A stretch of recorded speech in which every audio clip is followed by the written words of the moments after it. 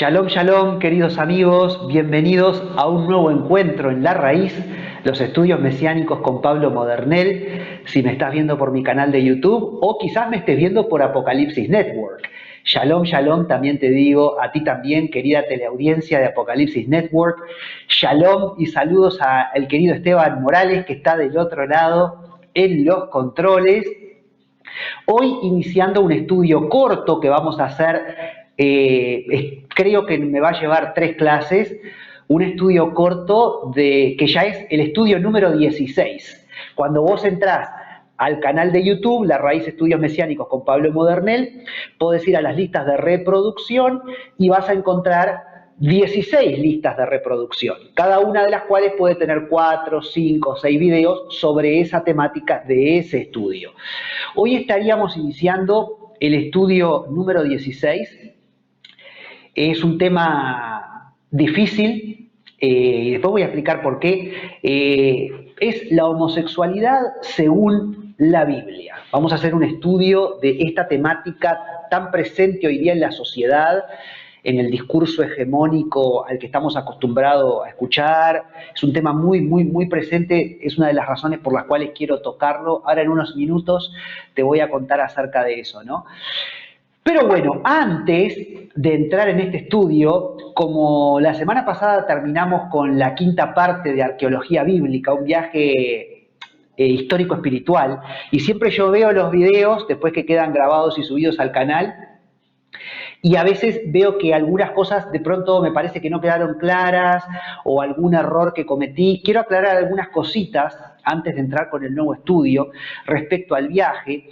En un momento yo en el video pasado decía que las murallas de la antigua ciudad de Jerusalén eran de la época del Imperio Otomano. Y si bien es cierto que hay parte de la muralla que fueron restauraciones de Suleimán el Magnífico, el gran sultán del Imperio Otomano, de lo que ellos llamaron el Siglo de Oro, hay otras partes de la muralla que pueden ser más antiguas. Yo no soy un historiador, tampoco soy un arqueólogo, es decir, mi tema de lo que yo sé y lo que yo domino, es muy atrevido decir lo que yo domino. De lo que yo sé más, digamos, es de la palabra de Dios, de la Biblia. Evidentemente, al hablar de temas bíblicos, uno tiene que tener un cierto conocimiento, una pátina, dijéramos, una capa de conocimiento histórico, arqueológico, pero yo no soy ni arqueólogo, ni historiador, ni mucho menos. Así que sepan disculpar si en algunos detalles, porque yo además tengo mucha cosa escrita y la voy leyendo, pero hay puntos donde yo me salgo del libreto y comento en base a lo que yo sé por fuera del libreto. Y a veces después me genera la duda y digo, ¿estuve acertado en decir esto? ¿Esto es así? ¿Todas las murallas de la ciudad vieja son de la época otomana?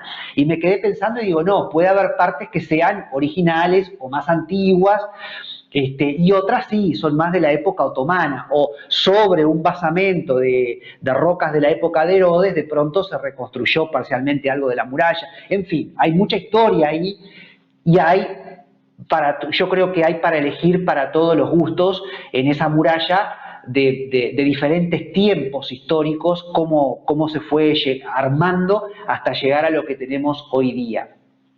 Después otra cosa que me llamó la atención fue cuando hablé del Kislev, el lugar del enjuiciamiento de nuestro Señor Jesucristo, uno de los posibles 2 lugares, que se acuerdan que el Kislev está abierto al público hace apenas 4 años y está en lo que fue el Palacio de Herodes, llamado el Palacio de David, porque los caballeros cruzados por confusión así creían, pero no, es el Palacio de Herodes. Y claro, cuando yo, esas cosas que se me pasan por la cabeza, a veces en el momento mismo que las estoy diciendo, ¿no? Yo dije, pero pará, el Palacio de Herodes el Grande lo construyó, pero el Señor Jesús muere bajo la égida de Herodes Antipas, no de Herodes el Grande. Bueno, no tiene nada que ver, porque era el palacio que todavía estaba en pie, por supuesto, en tiempos de Jesús, y donde vivía seguramente Poncio Pilato o el que se encargaba de la regencia en Jerusalén, vivía en ese palacio. Sí, fue edificado por Herodes el Grande, pero recordemos que el Señor Jesús es juzgado bajo la regencia de Herodes Antipas. Así que esa es otra cosita que quería aclarar. También cuando hablé del cenáculo, el lugar de la Santa Cena, uno de los dos posibles lugares de la última cena del Señor, el cenáculo, por error creo que dije Palacio de David. Y el Palacio de David es en realidad el Palacio de Herodes, donde fue juzgado de pronto el Señor. La confusión cuando hablé del cenáculo, capaz que se me escapó Palacio de David, porque en el mismo lugar que está el cenáculo arriba, donde se supone que el Señor tuvo la última cena, que yo les mostré que era una construcción como de los caballeros cruzados, como una especie de construcción gótica, debajo está la tumba de David, o lo que se cree que es la tumba de David. Capaz que por ahí vino la confusión, pero aclaro que esto está en Sión. El cenáculo y la tumba de David están en el monte Sión, ¿sí? Y fue un lugar donde en la antigüedad hubo una iglesia bizantina ya asociada con estos dos asuntos, el lugar de la última cena y el lugar de la tumba del rey David. Entonces, hubo una iglesia bizantina en el tiempo del Imperio Bizantino, después eso fue destruido, se volvieron a construir otras cosas y bueno, hoy día ahí está el cenáculo. Pero no tiene nada que ver con lo que fuera el Palacio de Herodes, mal llamado Palacio de David, donde el Señor pudo haber sido juzgado. Son dos lugares diferentes, ¿sí? No tienen nada que ver uno con el otro.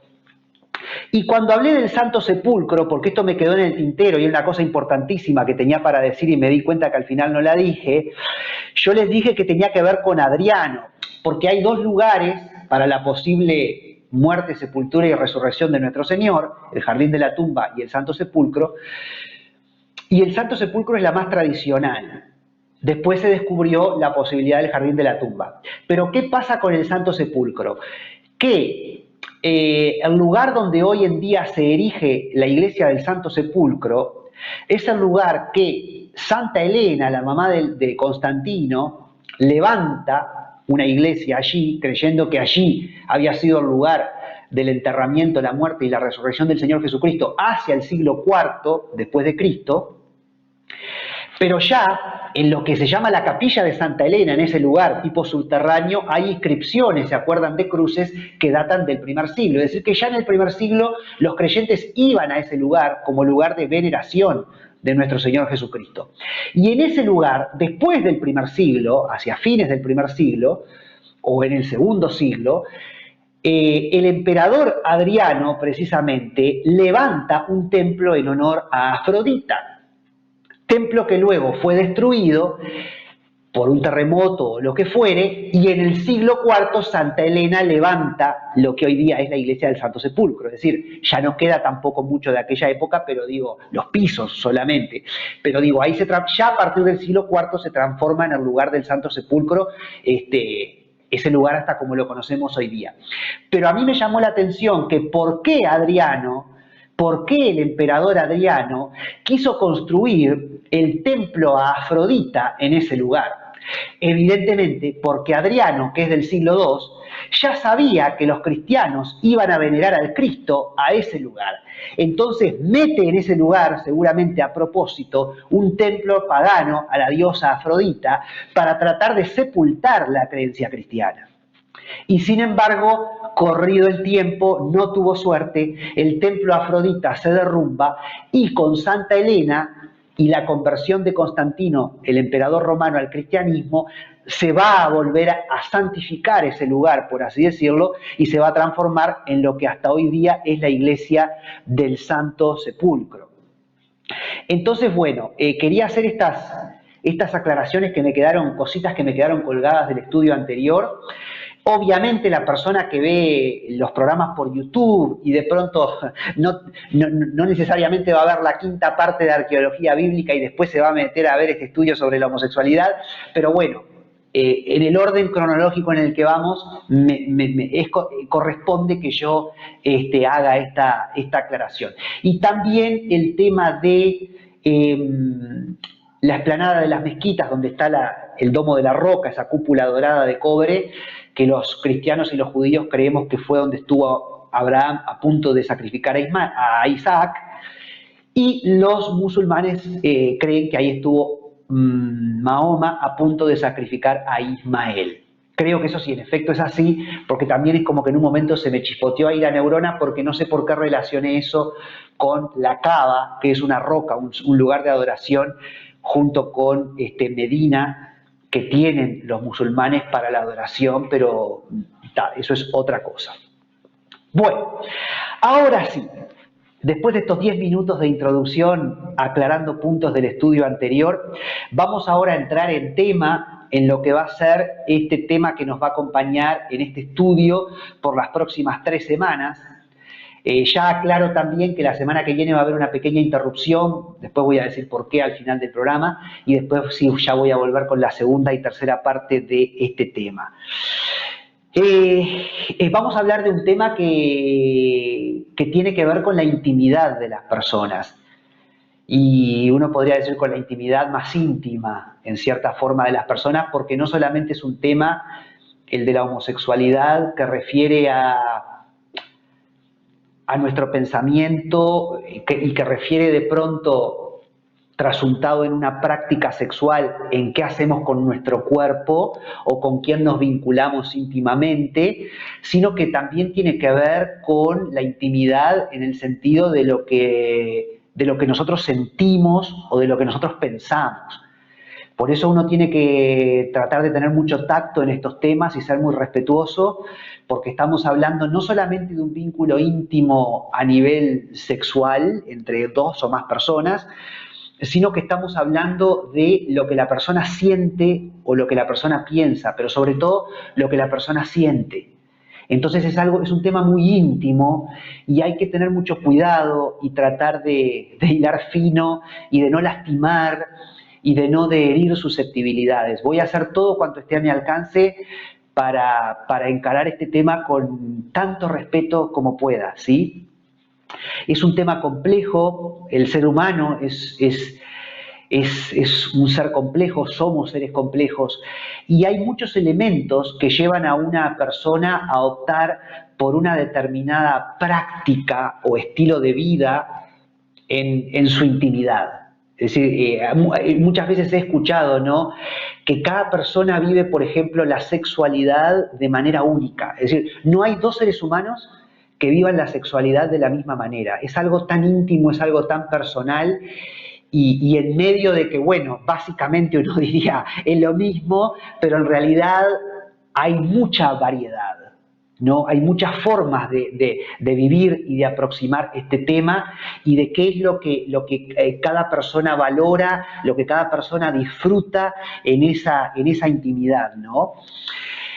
Quiero también decir que tengo varios conocidos homosexuales cosechados a lo largo de la vida. Por ejemplo, bueno, yo soy profesor de inglés, como ustedes saben, es mi medio de vida. He trabajado en 2 grandes institutos, básicamente, en el Uruguay, y en cada uno de esos institutos, por supuesto que he tenido colegas homosexuales, gays, en manera especial. No recuerdo profesoras lesbianas, pero sí compañeros gays, profesores de inglés gays, conocí en ambos lugares, ¿no? Si bien mi trabajo hoy día es como muy independiente porque yo trabajo en la parte de empresas, entonces es como que el instituto me manda a empresas y yo es como que no veo a mis colegas. No es como antes, que en otras instancias, en otros momentos, estaba en el instituto y en el momento del recreo vos te ves con todos los profesores y compartís. Hoy día es más individual mi trabajo, pero bueno, quiero que sepan que tengo gente con la que trabajo, más allá de que de repente solo nos veamos una vez por año en la reunión de fin de año, que bueno, son personas que optan por este estilo de vida. También yo, al haber trabajado en teatro, trabajé 15 años de mi vida en teatro como actor, estuve en 12 espectáculos profesionales a lo largo de mi vida. Cuando digo profesionales me refiero porque con elencos profesionales, con directores profesionales, porque después estuve en otros espectáculos más tipo amateur, ¿no? Pero 12 espectáculos profesionales a lo largo de 15 años, y en esos espectáculos, en más de una oportunidad, tuve compañeros de elenco que tenían esta opción sexual, evidentemente, e incluso en alguna oportunidad llegué a conocer algunas de sus parejas, Tengo algunos de estas personas en las redes, muchos de ellos. Tengo un vínculo de, como dice Facebook, dice amigos, ¿no? Yo no sé si puedo decir amigos, son conocidos, los tengo en las redes, algunos de ellos. Como estoy vinculado al teatro, también tuve algún vínculo en algún momento con alguna actriz y directora de teatro lesbiana que por una razón muy particular ella me eliminó. Me eliminó porque en un momento se enojó conmigo porque yo comenté de otra famosa actriz del Uruguay, ya fallecida, que siempre contaba, ¿no? Ella contaba que su iniciación sexual fue a los 12 años por otra mujer y por eso ella tenía una actitud lésbica en la vida, ¿no? Y bueno, esta otra persona, esta otra actriz y directora se enojó conmigo y me terminó bloqueando de las redes, pero bueno, yo hice un comentario nada más, no fue nunca mi intención ofender a nadie, pero a veces las personas son muy cerradas, ¿no? Y a veces, muchas veces, de pronto, por ejemplo, en el caso de esta actriz que vive en pareja con su esposa, es como que para ella se ve que en su cabeza no podía aceptar que no solamente hay abusadores en el mundo heterosexual o que solamente hay abusadores entre los sacerdotes pederastas, por ejemplo, ¿no? Que es lo que comúnmente escuchamos en la prensa, sino que también hay abusadores dentro del mundo homosexual. Es decir, también puede haber gays y lesbianas abusadores, ¿no? Esto no es un tema que se circunscribe a la heterosexualidad o a la homosexualidad, no tiene nada que ver con eso, ¿no?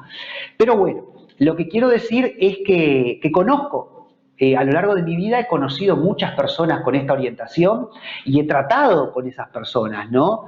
Quizá haya personas que están en la iglesia y que su vida se circunscribe más específicamente a un círculo muy chico y de pronto no han tenido posibilidades. Pero yo sí he tenido posibilidades de vincularme con muchas personas que pertenecen a este tipo de orientación sexual, vamos a decir, ¿no?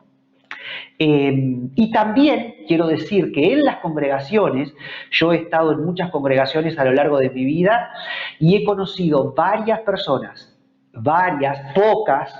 pocas, pero he conocido varias personas,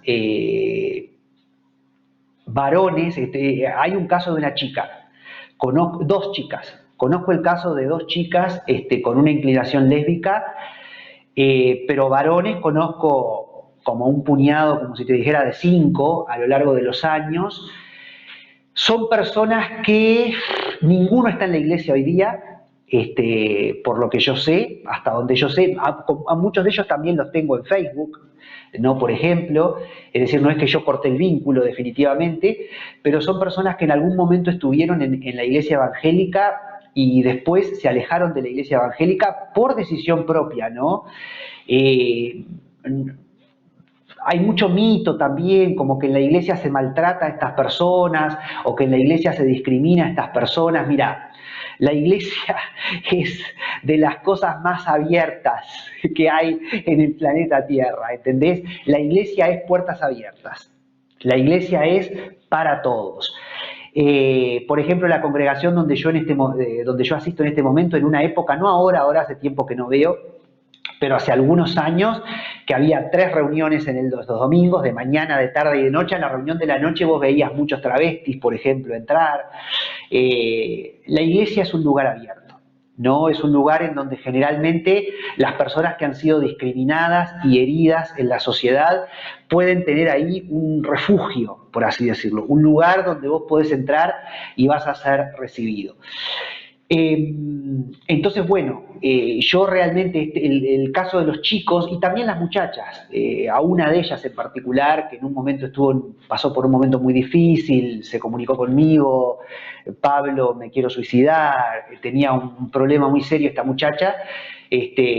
Bueno, yo no es que me volví amigo de ella, pero traté de ser un hombro sobre el cual ella pudiera llorar y aconsejarla y ayudarla y acompañarla en ese momento que estaba viviendo. Y estábamos lo más bien y teníamos un lindo vínculo, yo tenía un lindo vínculo con esta chica y bueno, de golpe y porrazo, ser novia con una muchacha y me borró. Y le he escrito y le he dicho, fulana de tal, no quiero dar su nombre por cualquier cosa, ¿no? Para evitar problemas. Fulana de tal, pero ¿qué te pasa? ¿Estás bien? ¿Nunca más me contestaste? ¿Qué pasó? ¿Qué es de tu vida? Y no tengo respuesta, ¿no? Después, en algunos de los otros casos, en el caso de los chicos, es como que ellos se alejaron del Señor. La vida quiso que alguno de ellos yo me lo volviera a encontrar, por ejemplo, en un club donde yo hacía natación, ahora estoy en otro club y todo bien el vínculo, pero bueno, él se alejó de la iglesia. Otro muchacho a la vuelta de la vida también lo volví a encontrar en las redes, se ofendió conmigo por el tema del aborto, que yo evidentemente estoy en contra de la despenalización del aborto y me borró. Yo lo había aceptado sin ningún problema. Y después, bueno, tengo otros que todavía tengo vínculo con ellos en las redes, ¿no? Pero se alejaron de la iglesia, son personas que se alejaron de la iglesia. Pero quiero decir que, digo, esos son decisiones personales, más allá de lo que nosotros vamos a ver, qué dice la Biblia y cómo podemos entender todo esto, pero digo, todas estas personas que yo conocí y que se alejaron de la iglesia, que han optado por este estilo de vida homosexual, digamos, no es que la iglesia los discriminó o los echó, lo quiero aclarar eso, ¿no? Y quiero decir que, bueno, cuando hoy en día miramos por qué yo quiero tocar este tema en la raíz, que me costó tomar las decisiones, me costó un poquito. Pero hoy día el tema política de género, homofobia, matrimonio igualitario, son temas, son vocablos, son expresiones que están a la vuelta de la esquina, ¿no? Y que encabezan la agenda hoy día. Y me parece a mí que una mirada sobre el tema se impone. En la raíz, en este canal, en mi programa, nosotros no rehuimos a tocar los temas por difíciles que puedan ser o por controvertidos que puedan ser. No es la intención del programa ser amarillista, por decirlo de alguna manera, y tocar temas controversiales para generar audiencia. Nunca estuvo eso en mi corazón. Yo lo que quiero es tocar los temas clave que hacen a una sana doctrina, algo que esté fundamentado realmente en la palabra de Dios, concatenándolo, llevándolo a la raíz judía del Evangelio para ver la sincronización entre Antiguo y Nuevo Testamento, para ver el fluir entre Israel y los gentiles, para ver la conexión entre Israel y la Iglesia, pero no tengo ningún interés en popularidad a través de tratar temas controvertidos o controversiales. Sin embargo, también me parece honesto encarar los temas controvertidos y controversiales cuando ello amerite. Por eso, uno de los estudios que vas a encontrar en la raíz, en las listas de reproducción, es los nefilim, semiángeles o humanos.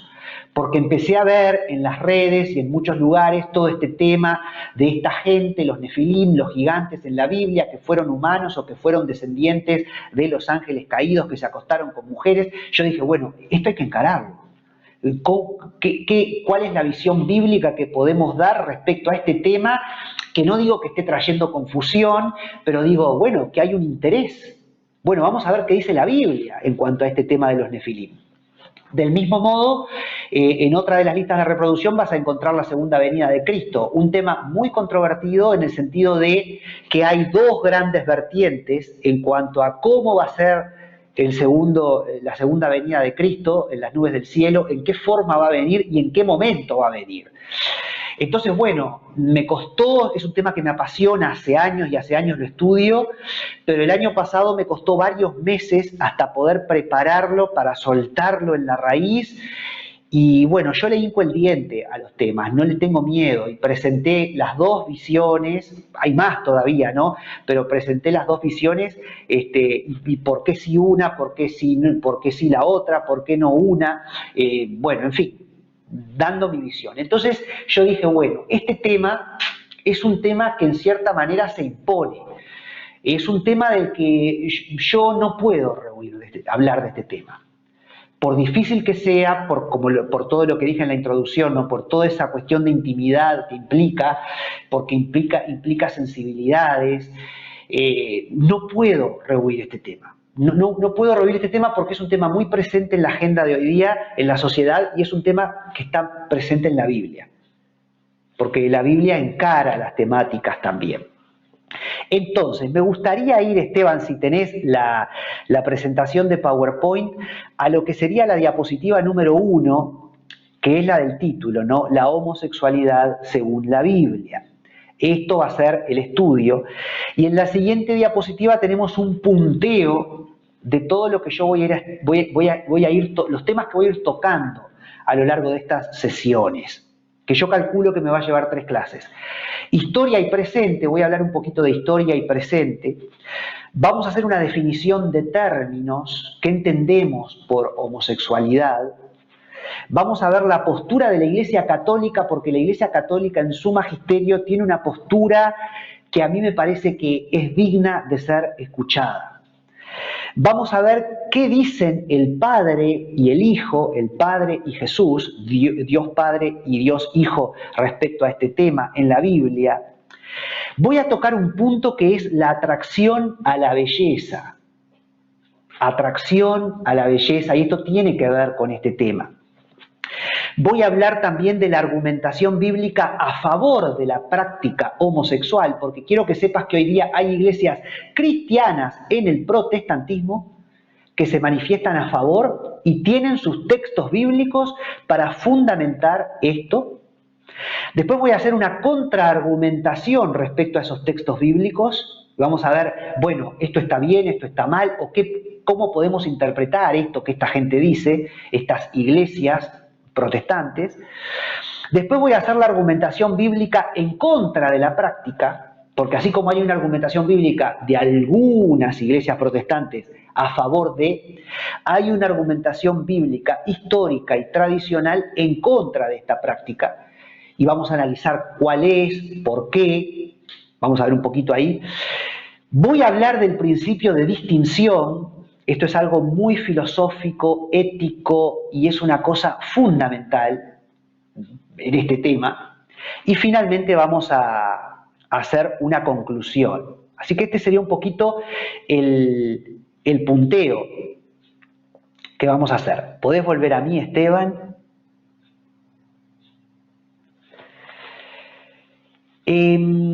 Quiero decir que hoy día tanto la Iglesia Católica como la Iglesia Evangélica parecen fundamentarse, de alguna manera, en 2 temáticas que son despenalización del aborto y matrimonio igualitario. Hay 2 temas en los cuales la Iglesia se ha manifestado muy fuertemente. Cuando digo Iglesia me refiero a Iglesia Católica e Iglesia Evangélica, es decir, la parte más tradicional del cristianismo. Por supuesto, la Iglesia Ortodoxa también es lo mismo.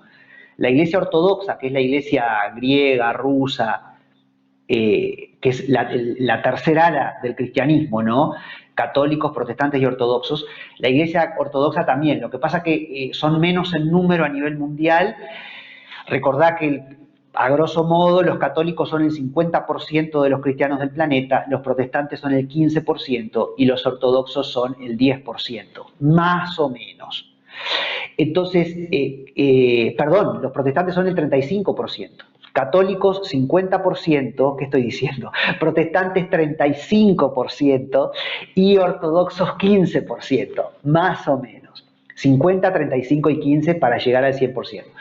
Entonces, entonces los ortodoxos son menos y acá en Sudamérica mucho menos todavía. Entonces no nos llega mucho la postura de la Iglesia Ortodoxa, pero es la misma que la de la Iglesia Católica y la de la Iglesia Evangélica. Entonces, claro, se manifiestan la Iglesia Católica, Evangélica, Ortodoxa, que yo te podría decir, sacando algunas denominaciones muy liberales dentro del protestantismo, estamos hablando del 95% de los cristianos del mundo, si no más, quizá 98, 99% de los cristianos del mundo. La Iglesia en general cristiana se manifiesta en contra de la despenalización del aborto y en contra del matrimonio igualitario, ¿no? Pero no es que la Iglesia se focalice solo en eso, sino que los medios de comunicación y la agenda internacional hacen que inevitablemente el foco esté puesto ahí, ¿sí? Porque es el lugar en el cual hoy día la Iglesia hace ruido o les hace ruido a los medios de comunicación y a la agenda internacional, ¿no? Por así decirlo, ¿no? De modo tal que a veces el foco está puesto ahí y pareciera que solamente la función de la Iglesia es decir, estoy en contra del matrimonio igualitario, estoy en contra de la despenalización del aborto. Y en realidad, si nosotros creemos que la Iglesia está solamente para esto, evidentemente estamos viendo, para usar la metáfora, al árbol que cae en lugar de ver el monte que crece. ¿Y qué quiero decir con esto? Que la Iglesia es mucho más que oponerse a la despenalización del aborto o al matrimonio igualitario. Y cuando digo Iglesia me estoy refiriendo a la comunidad de creyentes, ¿sí? No me estoy refiriendo a una jerarquía específica de la Iglesia Católica, del Papa, etc. No, estoy hablando de los creyentes, el pueblo. Evidentemente, también entra ahí la jerarquía de la Iglesia Católica, ¿no? Pero digo la Iglesia en general, católicos, protestantes y ortodoxos, ¿sí? Y sacando un pequeño porcentaje dentro de la Iglesia protestante que se dice cristiana y que está a favor de este tipo de práctica, del matrimonio igualitario y de la despenalización del aborto, el 95, 98, 99% de la oficialidad de la Iglesia cristiana en el mundo se opone a esto, ¿no? Entonces digo, pero la Iglesia es mucho más que la oposición a estos temas, ¿sí? Esto tengo que decirlo. La Iglesia es sanidad para el alma de muchas personas. Yo ya lo dije en algún momento de mi estudio, muchas veces interpreté misioneros del inglés al español cuando venían a diferentes congregaciones y nunca me voy a olvidar cuando estuve con los misioneros Perry y Benny Jaggers de Pensilvania y fuimos a una comunidad a interpretarlos. Y Penny se baja del púlpito, la esposa del misionero Berry, y empieza lo que nosotros decimos ministrar, a hablarle persona a persona de los que habían pasado adelante, ¿no? Y a una mujer con sus hijos que se la veía muy triste, Penny le soltó una tremenda palabra de ciencia, que es cuando el siervo de Dios es como que profetiza o ve algo que la persona... que no podría naturalmente saber de la vida de la persona, y le dice a esta mujer, vos estás profundamente amargada, vos hay alguien a quien no perdonás en tu vida, y esa falta de perdón te está secando en vida a vos y a tus hijos. Bueno, la mujer se puso a llorar mal, y bueno, la mujer nos contó que en efecto a su marido lo habían asesinado, y la persona había ido a la cárcel, el criminal, y después había salido en libertad, y esta mujer no había logrado perdonar al asesino de su marido. Bueno, obviamente ahí se ejerció el perdón, esta mujer y sus hijos perdonaron de la boca para afuera, confesaron un perdón sobre la vida de ese hombre, del asesino de su marido y del papá de los niños, ¿no? Y yo te puedo asegurar que ese mismo día el semblante de esa mujer y de esos niños cambió. Pero después seguimos yendo una semana de corrido a esa congregación. Y yo te puedo decir que una semana después, esa mujer y esos niños eran otra familia.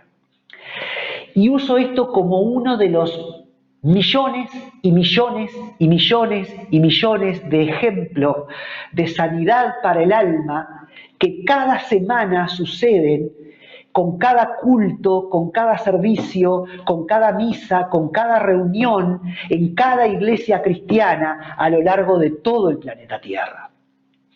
Entonces, la iglesia es un centro de sanidad para cientos, para literalmente miles de millones de almas en el planeta Tierra.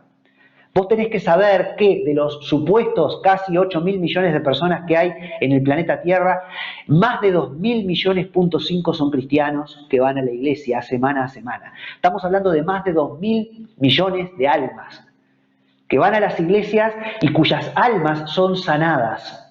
En este caso, como te estoy dando el ejemplo de lo que pasó con esta misionera, pero otro tema muy presente y que raya con lo psicológico, porque el tema de la falta de perdón tiene que ver con el alma, tiene que ver con lo psicológico, no solamente con lo espiritual, pero otro tema muy presente y en lo psicológico es la ausencia de paternidad. La ausencia de paternidad ha causado una tremenda destrucción en la sociedad hoy día. Es tremendo, ya sea porque el padre no está presente y no se responsabiliza, o porque estando presente, perdóneseme la expresión, pero es un pelele, un pusilánime, una persona absolutamente débil, que no toma el lugar que tiene que tomar en la casa, y esto después trae tremendas consecuencias sobre la vida de la familia, ¿no? Sobre la vida de los niños, sobre la vida de las niñas, ni hablar cuando el padre comete zafarranchos, ¿no? De abusos, cuando el padre es drogadicto, cuando el padre es alcohólico, cuando el padre maltrata y le pega a la mujer, todos los problemas que esto desencadena en la familia, y que muchas veces esa es la gente que viene a las iglesias. Y las iglesias son las que hacen un trabajo de sanidad, porque ¿sabés qué? Los gobiernos no tienen programas de psicología gratis para que la gente pobre pueda ir. Muchas veces la gente de bajos recursos, ¿sabés el lugar de sanidad donde tiene para ir? Es la iglesia. ¿Sí?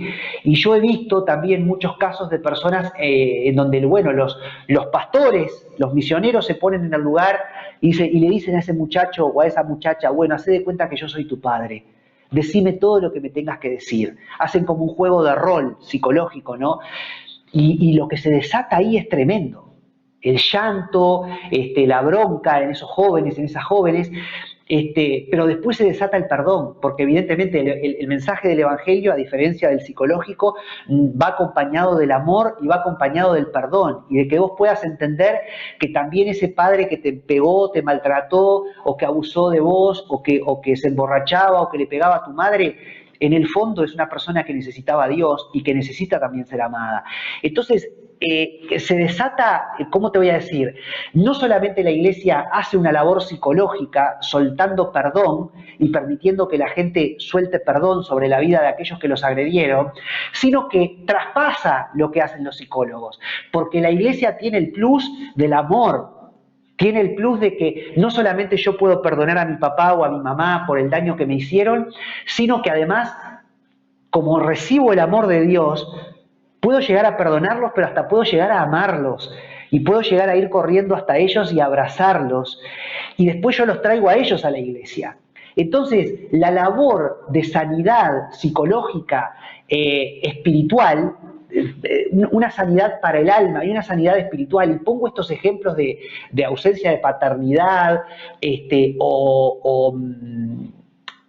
o el otro ejemplo que daba de la falta de perdón, como dos de los tantos problemas que tiene la gente en nuestra sociedad y con la que se presentan ante las iglesias semana a semana. ¿Y sabés qué? Los curas y los pastores hacen una labor tremenda, de pronto impresionante. Son como los grandes psicólogos del alma, históricamente lo han sido. Entonces, la iglesia en ese punto, por ejemplo, le ha brindado muchísimo al planeta Tierra. Muchísimo. Ni hablar la parte caritativa, la asistencia a los más desvalidos. La iglesia no es una ONG, es mucho más que una ONG, pero la iglesia muchas veces también hace lo que los gobiernos no hacen, y la iglesia le da de comer al pobre, la iglesia le da calzado al pobre, la iglesia viste al pobre, la iglesia educa al pobre. Sí, las iglesias son verdaderos centros de caridad, donde las personas van a recibir un plato de comida, abrigo, calzado, ropa. Todo eso la iglesia lo hace de sobra, te diría, ¿no? Tiene una carga social muy importante. Pero podríamos hablar de otras cosas, y esto lo tengo que decir también, porque yo no sé si vos sabías que la Iglesia Católica en manera especial, fue la responsable de crear las universidades en la Edad Media. Algunas de las cuales universidades que todavía hoy día existen, como Oxford, Cambridge, por ejemplo, en Inglaterra, ¿no? Es decir, la Iglesia Católica funda las grandes universidades en el medioevo, en toda Europa, y esas universidades eran centros de estudio donde evidentemente se estudiaba la palabra de Dios, pero también se estudiaba idioma, también se estudiaba ciencia, también se estudiaba astronomía, también se estudiaba biología, de modo tal que el sistema universitario, tal y como lo conocemos hoy día, ya no solamente en Occidente, sino en todo el planeta Tierra, ¿sabés a quién se lo debemos? A la Iglesia Católica en la Edad Media. Esa es la contribución de la Iglesia Católica en la Edad Media, ¿sabés? Porque estoy cansado de escuchar en los medios también que solamente se habla de la Iglesia Católica, y yo no soy católico, soy evangélico, pero solamente se habla de la Iglesia Católica para hablar de los curas pederastas y de la Inquisición. Y te voy a decir también que ese periodo nefasto y oscuro de la Iglesia Católica, la Inquisición, por el cual la Iglesia Católica se ha cansado de pedir perdón, no mató a millones de personas, ni a cientos de miles de personas, ni a decenas de miles de personas, ni siquiera miles de personas. Ojo con la leyenda negra sobre la Iglesia Católica. Estoy harto de escuchar la mentira repetida una y mil veces. Porque esa mentira se termina transformando en una verdad prevalente. Y ¿sabes qué? La Iglesia Católica a lo largo de su historia, con todos los defectos que puede haber tenido, fue mucho más que la Inquisición. La Iglesia Católica es mucho más que un puñado de curas abusadores que pueda haber dentro de ella. La Iglesia Católica ha hecho un aporte inmenso a la humanidad. Por ejemplo, te lo estoy diciendo, la creación del sistema universitario tal y como lo conocemos hoy día. Ni hablar la Iglesia protestante, porque en Estados Unidos, todo Estados Unidos es lo que es gracias a lo que es la Iglesia protestante. Todo el sistema universitario de Estados Unidos, que hoy día han echado a Dios fuera de las universidades, todas las universidades llegaron a ser lo que son hoy gracias a la Iglesia protestante, a los padres fundadores protestantes de los Estados Unidos de Norteamérica. Estados Unidos es la cabeza en la ciencia a nivel mundial gracias a la Iglesia protestante que fundó las universidades en los Estados Unidos de Norteamérica. Esa es la Iglesia de Cristo, esa ha sido la Iglesia de Cristo en el planeta Tierra.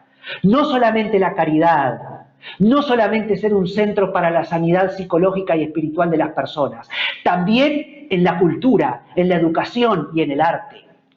Porque también tenés que saber que en la Edad Media el canto, la música, la escultura, la arquitectura, la pintura y la literatura alcanzaron una cúspide difícilmente igualable, difícilmente comparable, que se la debemos a la Iglesia. Entonces estoy enojado, sí estoy enojado, con los medios de comunicación, con el discurso hegemónico de turno que solamente le tira tierra a la Iglesia y que no reconoce las virtudes de la Iglesia. Las virtudes de la Iglesia católica, las virtudes de la Iglesia protestante, las virtudes de la Iglesia ortodoxa, las virtudes del judaísmo. Gracias a Dios somos lo que somos en gran medida por lo que ha sido la cultura y el aporte de la cultura judeocristiana a todo lo que es no solamente Occidente, ya digo, a todo el planeta Tierra. Entonces, ojo con tocar la Iglesia, porque la gente es muy ignorante. Y en mi paso, y hablo con propiedad, porque en mi paso por el teatro, yo he tenido la virtud, gracias a Dios, nada más y nada menos que de vivir hace 30 años en lo que es el mundo de la cultura y el mundo de la educación. Gracias a mi rol de actor y a mi rol de profesor, he vivido en estos dos privilegiados mundos, que además se supone son mundos con una cierta preparación intelectual. Y te puedo asegurar que tanto en el mundo de la cultura como en el mundo de la educación también hay gente muy burra. Y permítaseme decirlo. Burra emocionalmente y burra intelectualmente. ¿Sí? Y uso el adjetivo con propiedad. Nunca me voy a olvidar cuando, por ejemplo, un fin de semana voy a hacer una función de teatro y una de las actrices dice, no me acuerdo qué era lo que estaba pasando, y la Iglesia Católica había tomado cartas en el asunto, y no me acuerdo si era que una mediación en una guerra o una ayuda a los necesitados. Y ella dijo, muy ignorantemente, esta actriz, que evidentemente no cree en Dios, ¿no? Ni es cristiana, y bueno, que hagan algo, para eso están, porque si no, como diciendo, están al santo botón. ¿Para qué está la Iglesia en el planeta Tierra? ¿Y sabés lo que le tengo que decir a esta muchacha? Sos una pobre ignorante. Porque uno podría decir, bueno, la Iglesia es responsable de no comunicar lo que hace. No, digo, vos tenés que ser menos ignorante y saber lo que la Iglesia hace. y saber cuál ha sido el aporte de la Iglesia en la historia, a nivel de la cultura, a nivel de la educación, a nivel del trabajo social. Cada lugar en la historia en donde hubo una iglesia, hubo un centro de luz y hubo una ciudad, hubo una comunidad que prosperó y que mejoró. Y esto es comprobable. Pero la gente es muy ignorante.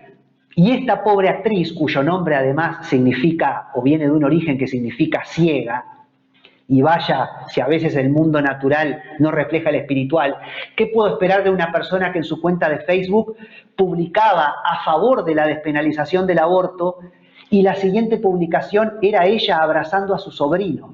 Claro, tu sobrino tiene derecho a vivir, tu pequeño sobrino, y a tu sobrino lo amás y te llenás de la boca hablando de tu sobrino, pero hay otros niños que vos creés que tienen que ser asesinados en el vientre de su madre. Bueno, así de incoherente, así de ignorante es muchas veces la gente, no dentro de la iglesia, sino en el mundo de la cultura, sino en el mundo de la educación. ¿Qué no será en otros campos del mundo, no? Porque digo, a veces también nosotros le damos mucho palo y palo y palo a la iglesia, a la iglesia, a la iglesia. Dentro de la iglesia, nosotros mismos somos muy duros con la iglesia, porque siempre tenemos altos estándares y queremos estar a la altura y ser un testimonio digno. Entonces nos pegamos mucho palo, no soy lo que tengo que ser, no soy lo suficientemente bueno, no soy lo suficientemente digno, me tengo que mostrar más amoroso con el afuera, tengo que discriminar menos, tengo que amar más. Siempre estamos con la carga y el palo y el palo y el palo, los que estamos dentro de la iglesia, y no nos damos cuenta o pensamos que la gente de afuera es magnífica, y mirá que la gente de afuera puede ser muy mala. Aun cuando sean gente que va a la universidad, que tenga títulos universitarios, porque también otra mentira repetida, ¿no? La educación es lo que falta. Educación es lo que falta, sí, pero la educación no te hace una buena persona. Mirá que los nazis eran muy educados, muchos de ellos, y asesinaban y torturaban gente. No se trata solamente de educación. Pero es otro discurso que se repite y se repite y se repite, otro discurso hegemónico de turno, ¿no? Gloria a Dios por la educación, y claro que necesitamos educación, pero la educación tiene que ir acompañada de otros valores, si no, no sirve de nada. Creás un monstruo. Un ser humano con educación y solo con educación es un monstruo. Es un arma poderosísima y peligrosísima que puede causar mucho daño. Entonces digo, pero sinceramente no, la iglesia ha tenido un aporte tremendo, y estoy cansado de escuchar a mucha gente ignorantemente hablar en contra de la iglesia. Otra mentira, lo de Galileo Galilei. Primero que la Iglesia Católica no le sacó los ojos a Galileo Galilei, porque Galileo Galilei hubiera dicho no todo gira en torno a la Tierra, todo gira en torno al Sol. No. La Iglesia Católica le llamó la atención a Galilei, claro, y querían que Galileo Galilei se retractara. Pero ¿sabés por qué la Iglesia Católica quería que Galileo se retractara? Precisamente porque la Iglesia Católica quería respaldar la ciencia. Y al ser la responsable del funcionamiento de las universidades en el mundo conocido en ese momento, ¿no? Evidentemente, lo que la astronomía sostenía era que en realidad todo giraba en torno a la Tierra, no que todo giraba en torno al Sol. Entonces, cuando surge este loco, Galileo, diciendo no, todo gira en torno al Sol, la Iglesia le llama la atención y le dice, pará un poquito. Si toda la corriente astronómica dice que todo gira en torno a la Tierra, retractate de lo que estás diciendo. Como si hoy en día viniera alguien a decir, un científico a decir, no, porque la Tierra es plana, no es redonda. Y de pronto la Iglesia diría, no, pará, si científicamente se cree que la Iglesia es redonda, retráctate y decí que la Tierra es redonda. Entre paréntesis yo te digo, yo hoy día ya no sé si la Tierra es redonda o plana, porque para cada argumento de los que creen que la Tierra es redonda, allá salen los terraplanistas contradiciéndolos con un argumento aparentemente científico, ¿no? Pero digo, quiero decir, hay que entender las cosas como sucedieron. No seamos anacrónicos, no pretendamos hacer una lectura del siglo XXI de lo que sucedió en los tiempos de Galileo Galilei, y todavía faltando a la verdad, sin entender cuál fue la postura de la Iglesia, por qué la Iglesia tenía esta postura, por qué fue tan revolucionario Galileo Galilei para su tiempo. Pero es muy fácil pegarle palo a la Iglesia. Es muy fácil, hoy día se ha vuelto muy fácil pegarle palo a la Iglesia. Y precisamente lo que está pasando con estos temas del aborto y el matrimonio igualitario, que parecieran ser los únicos temas en los cuales la Iglesia se manifiesta, no es eso. Es que precisamente como se ha vuelto tan fácil pegarle palos a la Iglesia, y como estamos por primera vez desde la época de Diocleciano, antes de Constantino, un emperador romano que estuvo a punto, que persiguió a la Iglesia y estuvo a punto de destruirla, el nefasto Diocleciano, y gracias a Dios, Dios levanta a Constantino, Constantino se convierte, y ahí con la conversión de Constantino viene lo que es un periodo de Iglesia imperial, que por lo menos salvaguardó a la Iglesia de ser absolutamente destruida, y a partir de ese momento, evidentemente, la Iglesia empieza a tener un lugar en la sociedad que hace que incluso las leyes que se empiezan a dictar tengan que ver con principios bíblicos. Y esto se va a extender a lo largo de los siglos, de modo tal que, por ejemplo, en nuestra América Latina, y más precisamente en Uruguay, nuestro prócer, nuestro héroe nacional, que fue José Gervasio Artigas, que era un católico de la planta, fundamenta sus principios y sus preceptos en la palabra de Dios, en la Biblia, en la Constitución de los Estados Unidos, que era una constitución creada por protestantes, totalmente fundamentados en la Biblia. Y así, todos los grandes libertadores de Sudamérica, por ejemplo, por citar algunos ejemplos, se fundamentan en preceptos de la Constitución de los Estados Unidos, que estaba basada en la Biblia, o son personas católicas que vienen con un montón de una tradición y de un inculcamiento, si es que existe la palabra, de principios cristianos, que después ellos lo llevan a la política, lo llevan a los ideales políticos. Entonces, las constituciones de todo lo que es el mundo moderno, tal y como lo conocemos, está de alguna manera fundamentada en la palabra de Dios. Y por primera vez estamos asistiendo en este tiempo a que empiezan a aparecer algunas concepciones contrarias a las establecidas en la palabra de Dios. Y se empiezan a promulgar leyes contrarias a las establecidas en la palabra de Dios. Y es exactamente lo que sucede con la despenalización del aborto y el matrimonio igualitario. Por eso ahí esto le pega muy fuerte a la Iglesia se manifiesta, los medios de comunicación ponen su atención en la Iglesia y parece que la Iglesia es monotemática y el único tema del que la Iglesia se encarga es matrimonio igualitario en contra de, vamos a estar en contra de, despenalización del aborto, vamos a estar en contra de. Y no, lo que pasa es que por primera vez en la historia, desde hace muchos siglos, estamos asistiendo a esto, estamos asistiendo que empieza a haber un discurso que se levanta en contra de los discursos hasta ahora existentes que en realidad estaban basados en la palabra.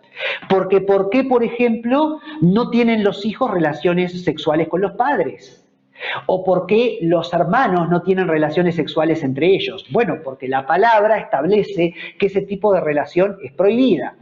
De modo tal que los católicos y los cristianos protestantes, los protestantes, que son los políticos que crean las constituciones, los abogados, los doctores en la ley, que van creando las leyes, que hasta hoy día muchas de las cuales todavía se mantienen en las constituciones de los países y de las democracias tal y cuales las conocemos, y bueno, eran personas que estaban afectadas por esa concepción. De que tener una relación con tu padre o con tu madre sexual no es correcto, de que tener una relación con tu hermano o con tu hermana no es correcto. Y eso de alguna manera entonces está establecido hasta en las constituciones de nuestros estados. Pero hoy día asistimos a estas, por ejemplo, uno de los 10 mandamientos que es no matarás. Entonces, pero evidentemente cuando hoy día se despenaliza el aborto, se quiebra el mandamiento de no matar. O cuando hoy día se permite el matrimonio igualitario, se quiebra una de las relaciones o una de las prácticas que la Biblia precisamente no está de acuerdo con, que es el vínculo entre dos personas del mismo sexo, y esto lo vamos a profundizar en las siguientes clases. Entonces, claro, es la primera vez que la Iglesia se manifiesta en contra es decir, que me está distrayendo el ruido de la lluvia. Sí, qué bendición, tenemos lluvia en Uruguay. Gracias, Señor. Es la primera vez que la Iglesia salta y se manifiesta, porque hasta ahora eso no había habido un quiebre en las constituciones tan abierto en contra de lo establecido en la palabra de Dios. Y esto lo digo también porque hay pastores que a veces dicen, che, pero vamos a no toquemos más el tema de la despenalización del aborto, no toquemos más el tema del matrimonio igualitario porque parece que es lo único. Yo entiendo esa postura también de esos pastores, pero lo que pasa es que rompe los ojos porque en realidad es como un tema muy fuerte y que nos está marcando mucho, ¿no? Es decir, y los medios de comunicación son los que llevan el foco a eso, ¿no? Y como los medios de comunicación nunca hablan de la Iglesia, porque el discurso hegemónico de turno y los medios de comunicación nunca te muestran el trabajo social y caritativo que hace la Iglesia. Nunca te hablan de que la Iglesia fue la responsable de fundar las universidades y el sistema universitario hasta como hoy día lo conocemos. Nunca te habla de que, por ejemplo, en la Edad Media se alcanza la cúspide en todo lo que es la parte artística y eso en parte se debe a la Iglesia. Eso nunca te lo van a decir, pero como saben que la gente está como araña peluda con el tema de la despenalización del aborto y el matrimonio igualitario, la Iglesia es mala, la Iglesia es retrógrada, la Iglesia se opone a esto. Miren qué malos que son en la Iglesia. Entonces la gente piensa que la Iglesia está solamente para eso. Y entonces después están las ignorantes, como esta actriz con la que yo compartí elenco y escenario, pensándose que el único rol de la Iglesia en el planeta Tierra es dar un vaso de leche y que es lo único para lo que la Iglesia está. ¿Por qué? Porque a su vez esa actriz no se molesta en, ¿la Iglesia realmente solo está para esto? ¿O la Iglesia a lo largo de 20 siglos ha hecho algún otro aporte a la sociedad? ¿Sí? Entonces, bueno, hay que entender por qué la Iglesia está así y por qué nosotros también como Iglesia o muchas iglesias están como araña peluda con estos temas, porque claro, evidentemente se está contradiciendo a lo que es la palabra de Dios y la Iglesia en realidad no puede permanecer callada. Somos baluarte y columna de la verdad. Tenemos que realmente saltar, tenemos que saltar. Pero la Iglesia hace muchas otras cosas más allá de estos temas. Bueno, increíblemente se nos ha ido la hora, ¿sí? Y quiero para terminar esta primera clase de hoy sobre este tema, la homosexualidad según la Biblia, es que nosotros también muchas veces como iglesia tenemos que plantear la diferencia. Tenemos que plantear el hecho de decir, no, mirá, amada sociedad, vos estás yendo por este lugar y yo te tengo que decir no. Pero ¿sabés por qué te tengo que decir que no? No porque yo sea un retrógrada, no porque yo sea un cavernícola, no porque yo no tenga amor. Al revés, es porque te amo. No es que yo quiera dinamitar un puente y cortar el puente con la sociedad o con el discurso hegemónico de turno. Al revés, yo quiero tender un puente. Pero mi tender un puente no va por el hecho de decir en todo tengo que ser igual a vos, sino que yo estoy tendiendo un puente al decirte te amo, aunque en este punto yo no comulgo contigo y yo no apoyo el matrimonio igualitario y yo no apoyo la despenalización del aborto, pero te amo, pero y tiendo un puente contigo en ese sentido. Pero tiendo el puente al decirte, aunque no comulgo con tu idea, igual acá estoy, ¿sí? Ese es el puente para que nos encontremos. No que yo te pase la mano por el hombro y te diga, sí, viva, viva, viva la despenalización del aborto, viva, viva, viva el matrimonio igualitario, mirá qué bueno que soy como iglesia, qué buen cristiano que soy, te paso la mano por el hombro. No, si yo entiendo que ese no es el camino, por amor, como iglesia, tengo que decirte, amado, amada sociedad, ese no es el camino. Yo tiendo el puente al estarte dando este mensaje, de que ese no es el camino, de que no es el lugar en el cual nosotros como iglesia estamos parados, más allá de que podamos estar en la verdad o no, pero el lugar en el cual estamos parados, que es la Biblia, no nos permite estar y pensar como vos. Si te interesa, tengo razones para explicarte por qué. Ese es el puente que yo puedo tender. Pero no puedo tender un puente de me voy a hacer uno contigo y me voy a hacer uno al príncipe de este mundo y me voy a hacer uno al espíritu de Babilonia, que es el hombre por el hombre y es lo que yo siento y lo que yo pienso. No, para mí como cristiano es lo que Dios dice en su palabra, primero que nada, porque siguiendo ese camino es realmente que yo como ser humano me voy a encontrar a mí mismo. Ahí está la dignidad. Así que bueno, hasta por acá vamos a ir en el día de hoy con este tema. Yo creo que es muy interesante lo que tengo para compartir respecto a, porque no solamente voy a decir lo que dice la Biblia, sino que también vamos a ver lo que dicen las iglesias protestantes que apoyan este tipo de conducta y qué podemos decir al respecto. La semana que viene, como Esteban tiene una actividad especial, no nos vamos a poder reencontrar, pero dentro de 2 semanas, si Dios quiere, vamos a estar ahí con la segunda parte de este estudio. Así que estate ahí, que vamos a seguir avanzando. Chau, chau, Esteban, nos vemos.